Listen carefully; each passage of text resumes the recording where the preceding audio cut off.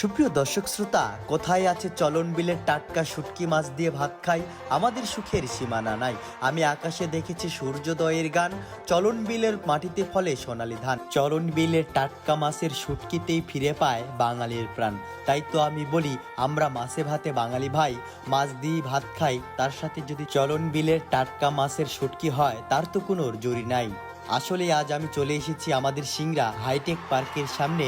দেখুন কত সুন্দর শুটকি চাষ হচ্ছে। এই শুটকি দেশে বিদেশে রপ্তানি করেই এখানকার মানুষের জীবন জীবিকা নির্ভর করছে। চলুন দেখে আসি এখানে কি কি শুটকি মাছ পাওয়া যায়।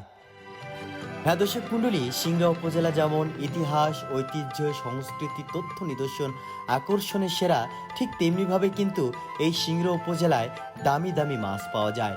একদিকে চলন বিলের মাছ, অন্যদিকে আত্রাই নদীর বিশাল বড় বড় মাছ পাওয়া যায়।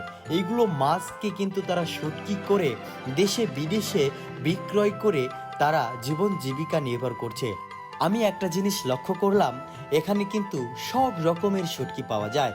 যেগুলো মাছ আমাদের সিংড়া পাওয়া যায় না, সেগুলো কিন্তু তারা বাইরে থেকে কিনে নিয়ে এসে আমাদের এখানে বিক্রয় করা হচ্ছে।